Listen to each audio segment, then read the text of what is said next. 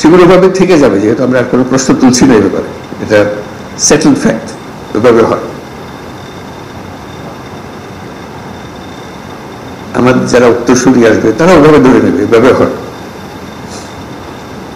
এভাবে হলে তার দেশ পাল্টায় না, মানুষ পাল্টায়। মানুষ পাল্টায় যখন আমরা প্রশ্ন তুলি কেন হবে,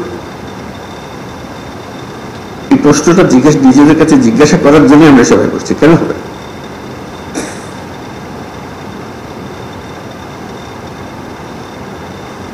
আমাদের কি কিছু অভাব আছে মানুষ হিসেবে? আমরা কি অধম একটা জাতি? আমাদের সমস্ত কিছু আইন কাঠামো, নীতিমালা, যন্ত্রপাতি, দালান, যা কিছু আছে তা দিয়ে কি এর চেয়ে ভালো কিছু করা যাবে না, এরকম মনে হয়? আমার তো মনে হয় না। আমার মনে হয় আমরা এই যে সম্মেলনে আসলাম, কথাবার্তা বললাম, সেটাকে উপলক্ষ করে যেভাবে আছে সেটাকে যদি আমরা প্রশ্ন করি যে এইভাবে থাকবে না, আমি এটাকে অন্যভাবে করব, কারো সাহায্যের দরকার নাই, উপরওয়ালার দিকে তাকিয়ে থাকতে হবে না, নিচেরওয়ালার কাছে তার কোনো বিশেষ সুবিধার কথা বলতে হবে না। আমরা নিজেরা যেভাবে আছে ওভাবে এই সম্মেলন ঠিক করলাম যে এইভাবেই আমরা এই পরিস্থিতির মধ্যে সমস্ত অভাব এবং ঘাটতির মধ্যেই আমরা ইচ্ছেতে ভালো করি। আমি একদম নিশ্চিতভাবে বলতে পারি স্বাস্থ্যসেবা 25% ভালো গেল, যদি শুধু একটু চিন্তা করে আমরা ইচ্ছেতে ভালো করি, এর মধ্যেই করবো। আর এর থেকে সুযোগ যদি একটু বেশি হয়, অন্যান্য জিনিস যেগুলো বলেছে আরো নিয়োগ করা হবে, আরো পদ সৃষ্টি করা হবে, এগুলো পরে হবে। কিন্তু যেভাবে আছে এইভাবে যদি আমরা করতে চাই, তাতে শুধু মন ঠিক করা যে আমি করবো, অন্য কি করলো না করলো ওর দিকে তাকাবো না, আমি আমার ঠিক মতো করবো, আমার সাধ্যে যতটুকু করা, তাহলে 25% ভালো হবে। এই 25% কিন্তু অত্যন্ত মূল্যবান 25%, কারণ এখানেই মানুষ মারা যাচ্ছে এই 25%-এর ভেতরে, যেটুকু আমরা করছি না, যেটা আমি করতে পারতাম, নানা ব্যাখ্যা দিয়ে সেটাকে ঢেকে রাখছি আমরা, কিন্তু ভেতরে আমি জানি যে আমি পারতাম। কি হয়েছে, আমি গর্তের মধ্যে পড়ে গেছি। ওই যে স্বাস্থ্য উপদেষ্টা মহোদয় বললেন যে হাসপাতালে গেলাম, যেখানে যার থাকার কথা নাই, যেখানে যার করার কথা করছে না, ইত্যাদি। এটা তো কারোর অপেক্ষায় না, এটা তো আছে, রিসেপশনের জায়গায় থাকবে, যার কি সাহায্য করার কথা তাকে সাহায্য করবে, এটার জন্য আইনানুগ ঘটনার দরকার নেই, কিছু বলতে দরকার, শুধু যেটুকু নিয়ম পালন করার বিষয়। এই সম্মেলনে আমরা চেষ্টা করি 25% যেটার কথা বললাম নিজেরা করে ফেলতে হবে,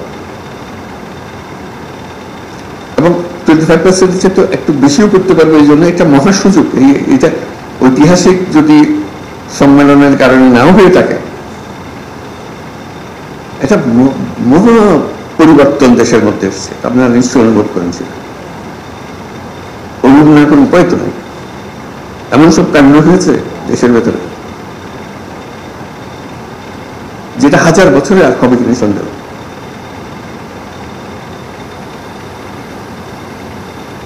আমরা তার মধ্যে আছি, যে 1000 বছরের যে পরিবর্তন,